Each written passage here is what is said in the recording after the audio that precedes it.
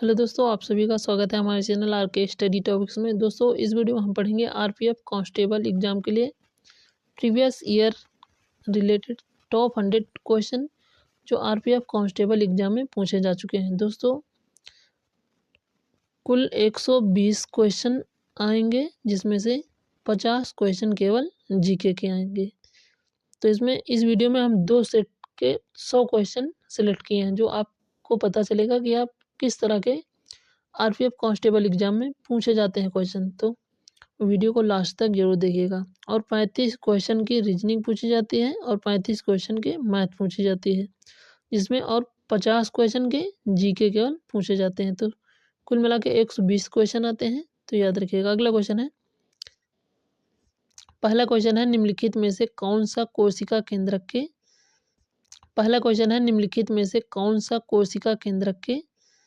अंदर मौजूद नहीं होता है। तो याद रखिएगा, ऑप्शन डी हो जाएगा, लवक मौजूद नहीं होता है। इंपॉर्टेंट क्वेश्चन है, याद रखिएगा। अगला क्वेश्चन है, निम्नलिखित में से कौन सा रसायन एक्वा फोर्टिस कठोर जल के नाम से जाना जाता है। तो याद रखिएगा, ऑप्शन सी हो जाएगा, सैंड्रेट नाइट्रिक एसिड को कठोर जल या एक्वा फोर्टिस के नाम से जाना जाता है।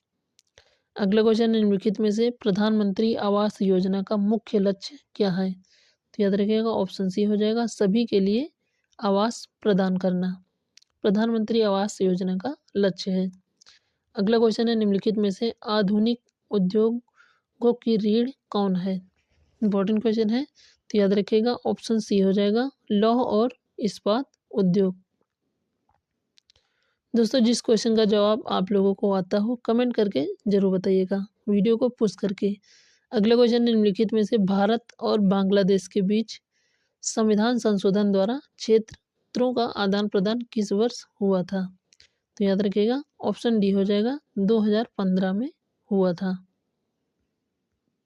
अगला क्वेश्चन है, निम्नलिखित में से सामान्यतः हवा, पानी और कांच की तुलना में दृश्यता या देखना होती है। तो याद रखिएगा, यह एक विरल माध्यम होता है।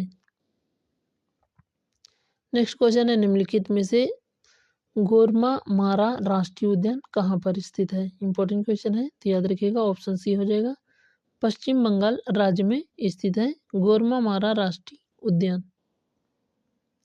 नेक्स्ट है, 1200 ईस्वी में वीर शैव आंदोलन कहाँ शुरू हुआ था। इंपॉर्टेंट क्वेश्चन है, तो याद रखिएगा, ऑप्शन सी हो जाएगा, कर्नाटक राज्य में शुरू हुआ था। नेक्स्ट है, जब वाष्प को वापस पानी में संघनित किया जाता है तो ऊष्मा होती है। तो याद रखिएगा, ऑप्शन बी हो जाएगा, ऊष्मा विमुक्त होती है जब वाष्प को वापस पानी में संघनित किया जाता है। क्वेश्चन नंबर 10 है, निम्नलिखित में से भारत के उत्तरी मैदान में कौन सी मिट्टी व्यापक रूप से पाई जाती है। तो याद रखिएगा, ऑप्शन डी हो जाएगा, जलोढ़ मिट्टी उत्तरी मैदानों में व्यापक रूप से पाई जाती है। क्वेश्चन नंबर 11 है, निम्नलिखित में से कौन सी पहाड़ी नदी है। तो याद रखिएगा, ऑप्शन सी हो जाएगा, गंगा नदी पहाड़ी नदी है। अगला क्वेश्चन है, कोंकणी, मणिपुरी और नेपाली भाषाओं को भारतीय संविधान की 8वीं अनुसूची में किस वर्ष शामिल किया गया था। तो याद रखिएगा, राइट आंसर हो जाएगा, ऑप्शन बी, 1992 में शामिल किया गया था। अगला क्वेश्चन है, एक आवेशित पिंड द्वारा दूसरे आवेशित या अपरिवर्तित पिंड पर कौन सा बल उत्पन्न होता है। याद रखिएगा, ऑप्शन ए हो जाएगा, विद्युत बल उत्पन्न होता है। क्वेश्चन नंबर 14 है, राज्य का राज्यपाल किसकी इच्छा अनुसार अपने पद पर बना रह सकता है। तो याद रखिएगा, ऑप्शन डी हो जाएगा, राष्ट्रपति की इच्छा अनुसार अपने पद पर बना रह सकता है। और राज्यपाल की नियुक्ति के लिए कितनी वर्ष न्यूनतम आयु होनी चाहिए। तो 35 वर्ष आयु होनी चाहिए। और राज्यपाल का कार्यकाल कितना होता है। तो 5 वर्ष का कार्यकाल होता है। ये भी आप लोग याद रखिएगा। अगला क्वेश्चन, निम्नलिखित में से प्रसिद्ध कांदरिया महादेव का मंदिर कहाँ पर स्थित है। याद रखिएगा, ऑप्शन ए हो जाएगा, मध्य प्रदेश राज्य में स्थित है। नेक्स्ट है, किस अधिनियम ने पहली बार ईस्ट इंडिया कंपनी के वाणिज्यिक और राजनीतिक कार्यों के बीच का अंत स्पष्ट किया था? तो याद रखिएगा ऑप्शन डी हो जाएगा पिट्स इंडिया एक्ट 1784। नेक्स्ट है भीम मोबाइल एप्लीकेशन कब लॉन्च किया गया था? इंपॉर्टेंट क्वेश्चन है, तो याद रखिएगा 2016 में लॉन्च किया गया था। नेक्स्ट है राष्ट्रीय पेंशन योजना में शामिल होने के लिए न्यूनतम आयु सीमा क्या है? तो याद रखिएगा ऑप्शन ए हो जाएगा 18 वर्ष न्यूनतम आयु सीमा है। नेक्स्ट क्वेश्चन है 1761 में किस युद्ध में हार के बाद मराठों का दिल्ली पर शासन करने का सपना टूट रहा था? तो याद रखिएगा ऑप्शन बी हो जाएगा पानीपत की तीसरे युद्ध के कारण सपना टूट रहा था। पानीपत के कौन कौन से युद्ध हुए? तो मुख्यतः 3 युद्ध हुए हैं, जिसमें पहला कब हुआ था? तो 21 अप्रैल 1526 को पहला युद्ध हुआ था पानीपत का। और दूसरा युद्ध कब हुआ था? तो 5 नवंबर 1556 को दूसरा युद्ध हुआ। तीसरा युद्ध 14 जनवरी 1761 को तीसरा युद्ध हुआ। तो सभी युद्ध याद रखिएगा। अगला क्वेश्चन है निम्नलिखित में से कौन सा मॉडल भारतीय संघीय प्रणाली पर आधारित है? तो याद रखिएगा ऑप्शन ए हो जाएगा कनाडाई मॉडल पर आधारित है संघीय प्रणाली। नेक्स्ट है प्रसिद्ध शहर जहांपनाह का निर्माण किसने कराया? तो याद रखिएगा ऑप्शन सी हो जाएगा मोहम्मद बिन तुगलक ने जहांपनाह का निर्माण करवाया। अगला क्वेश्चन निम्नलिखित में से कौन भारतीय संविधान के पंचायत से संबंधित है? तो याद रखिएगा ऑप्शन ए हो जाएगा भाग 9 पंचायत से संबंधित है भारतीय संविधान का। अगला क्वेश्चन है 2024 में हॉकी एशिया कप किस देश ने जीता है? तो याद रखिएगा ऑप्शन ए हो जाएगा भारत ने एशिया हॉकी कप 2024 जीता है, पुरुष और महिला दोनों में।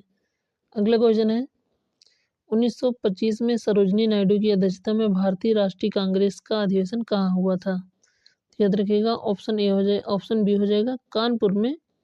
1925 में सरोजिनी नायडू की अध्यक्षता में भारतीय राष्ट्रीय कांग्रेस का अधिवेशन हुआ था।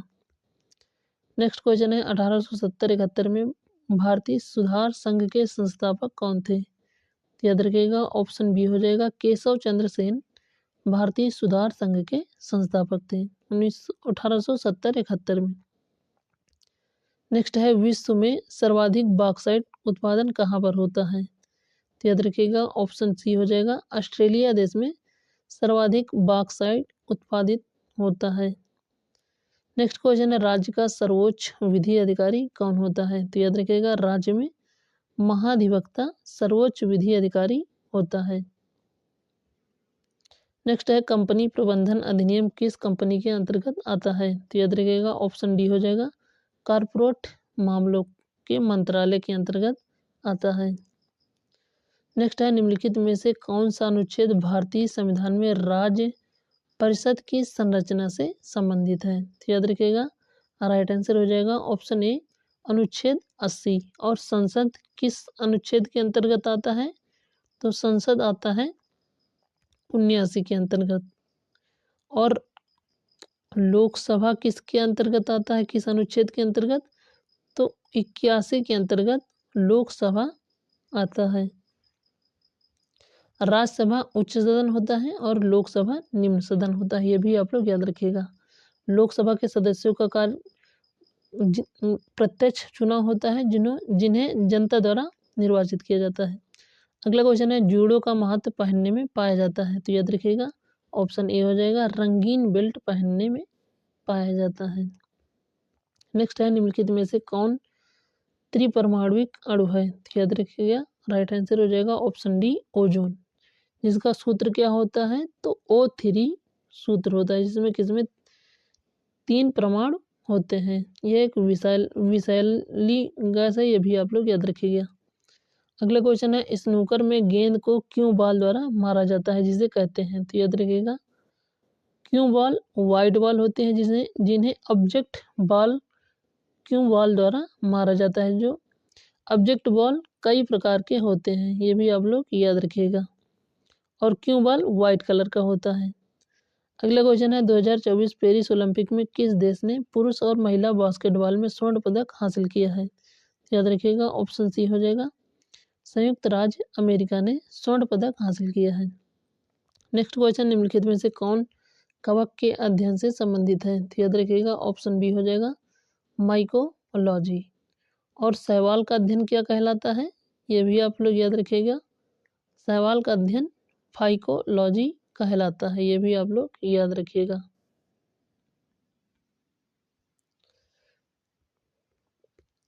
अगला क्वेश्चन है भारत का वित्त आयोग गठित किया गया है। तो याद रखिएगा राष्ट्रपति द्वारा गठित किया गया है।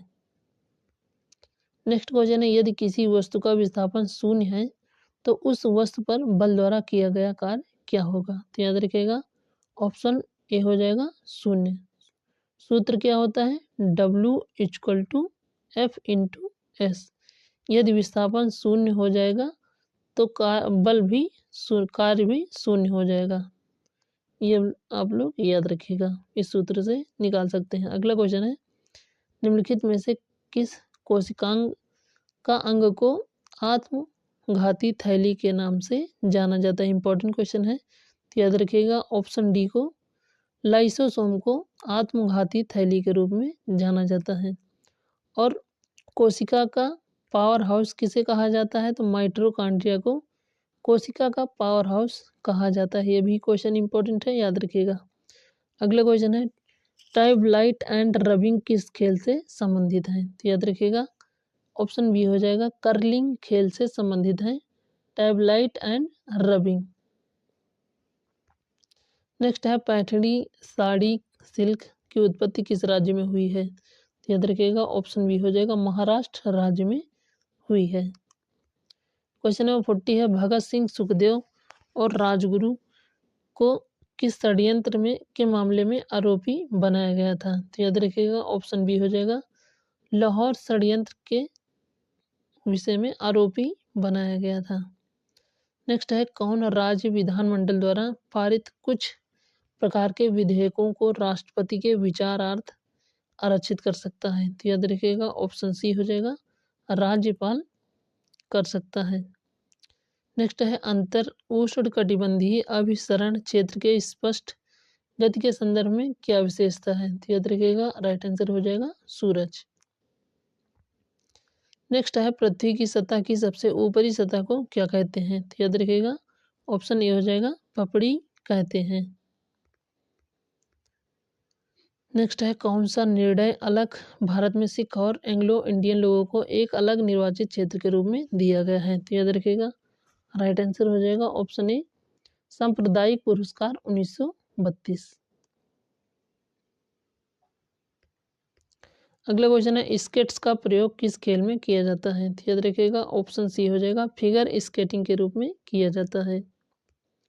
नेक्स्ट है उत्तरी तारा उत्तर दिशा को इंगित करने वाला बिंदु है। तो याद रखिएगा ऑप्शन ए हो जाएगा ध्रुव तारा। नेक्स्ट है किस पर्वत शिखर की सबसे ऊंचाई सबसे कम है। तो याद रखिएगा निम्न में से सबसे कम ऊंची कौन है, तो धौलागिरी सबसे ऊंचाई कम है। अगला क्वेश्चन है कौन सा विभाग वित्त मंत्रालय के अंतर्गत नहीं आता है। तो याद रखिएगा ऑप्शन ए हो जाएगा औद्योगिक नीति एवं संवर्धन विभाग।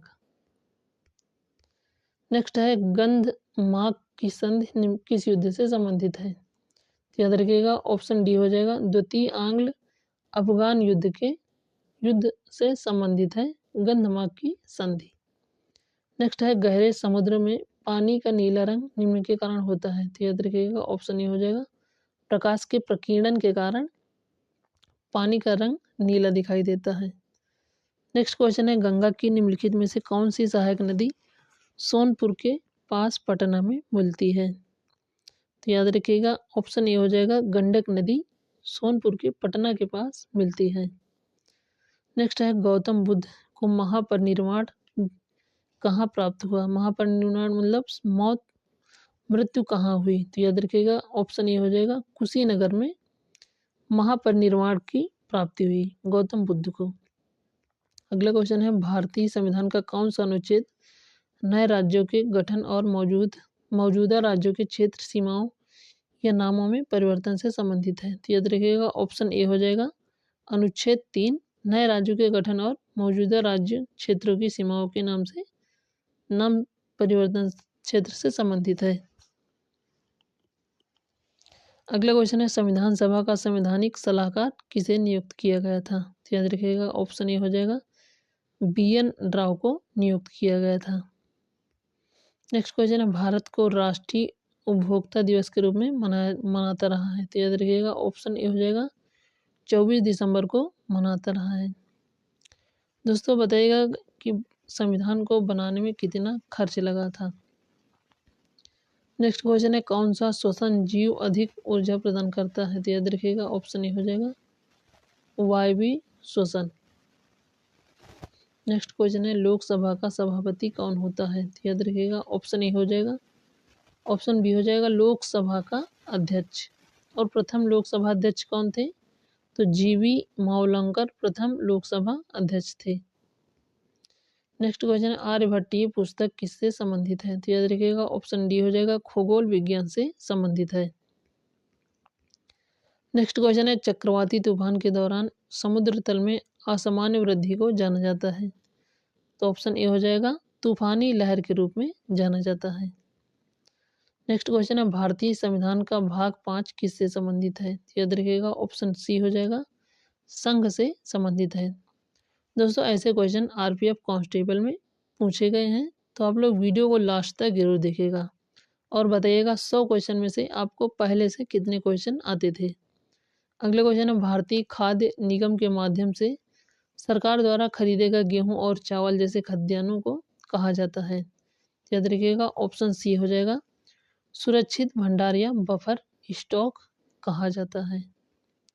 नेक्स्ट क्वेश्चन है 1931 में आयोजित दूसरे गोलमेज सम्मेलन में किस स्वतंत्रता सेनानी ने कांग्रेस का प्रतिनिधित्व किया था? इंपॉर्टेंट क्वेश्चन है, याद रखिएगा ऑप्शन ए हो जाएगा महात्मा गांधी ने प्रतिनिधित्व किया था। नेक्स्ट है दक्षिण अमेरिका महाद्वीप पर जनसंख्या की दृष्टि से सबसे बड़ा देश कौन सा है? याद रखिएगा ऑप्शन बी हो जाएगा ब्राजील देश। और उत्तरी अमेरिका का सबसे बड़ा देश कौन सा है? तो कनाडा है, ये भी आप लोग याद रखिएगा। अगला क्वेश्चन है ब्रिटिश भारत के वायसराय के रूप में लॉर्ड बेबल का उत्तराधिकारी कौन था? तो याद रखिएगा राइट आंसर हो जाएगा option D Lord Mountbatten. Important question है, याद रखिएगा। अगला क्वेश्चन निम्नलिखित में से कौन सा विद्युत चुंबकीय प्रेरण के आधार पर कार्य करता है? तो याद रखिएगा ऑप्शन ए हो जाएगा जनरेटर विद्युत चुंबकीय प्रेरण के आधार पर कार्य करता है। नेक्स्ट है भारत में किसी राज्य का राज्यपाल नियुक्त करने के लिए न्यूनतम आयु क्या होनी चाहिए? तो राइट आंसर हो जाएगा ऑप्शन डी 35 वर्ष आयु होनी चाहिए। अगला क्वेश्चन है वह कौन सा गुण है जो किसी चालक में इलेक्ट्रॉन को के प्रवाह को रोकता है? तो याद रखिएगा ऑप्शन सी हो जाएगा प्रतिरोध इलेक्ट्रॉन के प्रवाह को रोकता है। नेक्स्ट है जब धातु ऑक्सीजन के साथ संयोग करती है तो क्या बनाती है? तो याद रखिएगा ऑप्शन ए हो जाएगा धातु ऑक्साइड बनाती है। क्वेश्चन नंबर 69 है विश्व धरोहर स्थल महान सांची का स्तूप द्वारा निर्मित किया गया था? तो राइट आंसर हो जाएगा ऑप्शन बी अशोक द्वारा निर्मित किया गया था। नेक्स्ट है Wimbledon open grand slam tennis tournament 2023 में कहाँ पर आयोजित किया गया था? तो याद रखिएगा ऑप्शन ए हो जाएगा लंदन में आयोजित किया गया था। नेक्स्ट है न्यायपालिका को कार्यपालिका से अलग करने से संबंधित है? तो याद रखिएगा अनुच्छेद 50 न्यायपालिका को कार्यपालिका से अलग करने से संबंधित है। नेक्स्ट है प्रथम गोलमेज सम्मेलन के दौरान भारत का वायसराय कौन था? तो याद रखिएगा ऑप्शन बी हो जाएगा लॉर्ड इरविन। और भारत छोड़ो आंदोलन के समय कौन वायसराय था? तो लॉर्ड लिनलिथ उस समय वायसराय थे। अगला क्वेश्चन है 19वें एशियाई खेल 2023 में निम्नलिखित में से कौन से देश में हुए हैं? याद रखिएगा ऑप्शन बी हो जाएगा चीन देश में हुए हैं, जिसमें भारत ने 107 पदक जीते हैं, जिसमें से 28 स्वर्ण पदक 38 रजत और 41 कांस्य पदक जीते हैं। नेक्स्ट है निम्नलिखित में से कौन जिम्नास्ट से संबंधित है? तो याद रखिएगा ऑप्शन ए हो जाएगा दीपा कर्माकर। नेक्स्ट है विश्व खुशहाली रिपोर्ट 2024 की रैंकिंग के अनुसार कौन सा देश सबसे अंतिम है? तो याद रखिएगा ऑप्शन बी हो जाएगा अफगानिस्तान सबसे अंतिम है। और भारत की रैंक क्या है? तो 126वीं रैंक है भारत की। नेक्स्ट है नागार्जुनी गुफाएं कहाँ पर स्थित हैं? तो याद रखिएगा ऑप्शन डी हो जाएगा, बिहार राज्य में स्थित हैं। नेक्स्ट है तमिलनाडु के तटीय क्षेत्र में सर्दियों की शुरुआत में वर्षा कारण से होती है। तो याद रखिएगा लौटते हुए मानसून, या जिसे उत्तर पूर्वी मानसून के नाम से भी जाना जाता है। तो राइट आंसर हो जाएगा ऑप्शन बी, उत्तर पूर्वी मानसून। नेक्स्ट है किसे भारत में अंतर विश्वविद्यालय टूर्नामेंट में सर्वोच्च समग्र प्रदर्शन के लिए सम्मानित किया गया है? ऑप्शन ए हो जाएगा मौलाना अबुल कलाम आजाद ट्रॉफी। नेक्स्ट है समुद्री गाय डुगोंग निम्नलिखित में से कहाँ पर पाए जाते हैं? तो याद रखिएगा ऑप्शन बी हो जाएगा मन्नार की खाड़ी में समुद्री गाय, जिसे डुगोंग के नाम से जानते हैं, पाई जाती है। नेक्स्ट है आवर्त सारणी में परमाणु द्रव्यमान के बढ़ते क्रम में तत्वों को कौन से व्यवस्थित कर सकते हैं? तो याद रखिएगा ऑप्शन बी हो जाएगा मेंडलीफ। नेक्स्ट है भगवान महावीर राष्ट्रीय उद्यान भारत के किस राज्य में स्थित है? तो याद रखिएगा ऑप्शन सी हो जाएगा गोवा राज्य में स्थित है। नेक्स्ट क्वेश्चन है बुडापेस्ट किस नदी के तट पर स्थित है? ऑप्शन ए हो जाएगा डेन्यूब नदी के तट पर स्थित है। नेक्स्ट है 1784 में एशियाटिक सोसाइटी ऑफ बंगाल की स्थापना किसने की थी? तो याद रखिएगा ऑप्शन बी हो जाएगा सर विलियम जोन्स ने की थी। नेक्स्ट है 1929 में कांग्रेस द्वारा आयोजित कांग्रेस के पूर्ण स्वराज के रूप में अधिवेशन किया गया था। तो राइट आंसर हो जाएगा ऑप्शन ए हो जाएगा लाहौर अधिवेशन किया गया था, जिसकी अध्यक्षता किसने की थी? पंडित जवाहरलाल नेहरू ने की थी। अगला क्वेश्चन है भारतीय संसद का कौन सा सदन जनता द्वारा प्रत्यक्ष रूप से चुना जाता है? तो याद रखिएगा ऑप्शन बी हो जाएगा लोकसभा। दोस्तों लोकसभा के सदस्यों का कार्यकाल कितना होता है? तो 5 वर्ष का होता है, ये भी आप लोग याद रखिएगा। और राज्यसभा के सदस्यों का कार्यकाल 6 वर्ष का होता है, ये भी आप लोग याद रखिएगा। और लोकसभा उच्च सदन के नाम से जानी जाती है, और राज्यसभा उच्च सदन के और लोकसभा निम्न सदन के रूप में जानी जाती है। अगला क्वेश्चन है भारत के संविधान के मुख्य वास्तुकार कौन थे? तो याद रखिएगा ऑप्शन ए हो जाएगा डॉक्टर भीमराव अंबेडकर। नेक्स्ट है रेड शब्द निम्नलिखित में से किस खेल से संबंधित है? तो याद रखिएगा ऑप्शन सी हो जाएगा कबड्डी खेल से संबंधित है। नेक्स्ट है द्रव्यमान और वेग का गुणनफल क्या है? तो याद रखिएगा ऑप्शन ए हो जाएगा संवेग। क्वेश्चन नंबर 90 है किसने प्रारूप समिति के अवमानना करते हुए उसे नए शब्द प्रवाह समिति से संबोधित किया? तो याद रखिएगा ऑप्शन बी हो जाएगा नजीरुद्दीन अहमद। क्वेश्चन नंबर 91 है उष्णकटिबंधीय चक्रवातों को तौफो के नाम से जाना जाता है? तो याद रखिएगा ऑप्शन बी हो जाएगा जापान में तौफो के नाम से जाना जाता है। अगला क्वेश्चन है समाचार पत्र केसरी किसके द्वारा प्रकाशित किया गया है? तो याद रखिएगा ऑप्शन बी हो जाएगा बाल गंगाधर तिलक के द्वारा प्रकाशित किया गया है। नेक्स्ट है ग्रामीण रोजगार सृजन कार्यक्रम REGP में शुरू किया गया था? तो याद रखिएगा ऑप्शन डी हो जाएगा 1995 में शुरू किया गया था। नेक्स्ट है कौन सी ग्रंथि वृद्धि हार्मोन स्रावित करती है? तो याद रखिएगा ऑप्शन बी हो जाएगा पीयूष ग्रंथि वृद्धि हार्मोन स्रावित करती है। नेक्स्ट है कौन सा अम्ल सामान्यतः एस्टिक अम्ल कहलाता है और कार्बोक्सिलिक अम्ल नामक समूह से संबंधित है? तो याद रखिएगा ऑप्शन बी हो जाएगा इथेनोइक एसिड। नेक्स्ट है पहाड़ी क्षेत्र विकास कार्यक्रम के दौरान शुरू किया गया था? तो राइट आंसर हो जाएगा ऑप्शन डी पंचम पंचवर्षीय योजना के तहत। नेक्स्ट क्वेश्चन है संविधान का मसौदा तैयार करने के लिए प्रारूप समिति की स्थापना कब की गई थी? याद रखिएगा ऑप्शन सी हो जाएगा 1947 में की गई थी। नेक्स्ट है लोध जलप्रपात किस राज्य में स्थित है? याद रखिएगा ऑप्शन डी हो जाएगा झारखंड राज्य में लोध जलप्रपात स्थित है। नेक्स्ट है 2023 में फीफा पुरुष फुटबॉल विश्व कप किस देश में हुआ है? तो याद रखिएगा ऑप्शन डी हो जाएगा सी हो जाएगा सऊदी अरब में हुआ है। नेक्स्ट है निम्नलिखित में से कौन सा हृदय से शरीर के विभिन्न भागों तक जाता है? तो याद रखिएगा ऑप्शन डी हो जाएगा धमनियां हृदय से शरीर के विभिन्न भागों तक शुद्ध रक्त को ले जाती हैं। और शिराओं में कैसा रक्त बहता है? तो अशुद्ध रक्त। सबसे बड़ी धमनी कौन सी है? तो एरोटा, जिसे हम महाधमनी के नाम से जानते हैं। अगला क्वेश्चन है आकाश गंगा के अंदर धूल और गैस के बादल को क्या कहा जाता है? तो याद रखिएगा ऑप्शन सी हो जाएगा, नेबुला कहा जाता है। दोस्तों वीडियो को ज़्यादा से ज़्यादा शेयर करिएगा और क्लास पसंद आई तो एक लाइक ज़रूर करिएगा।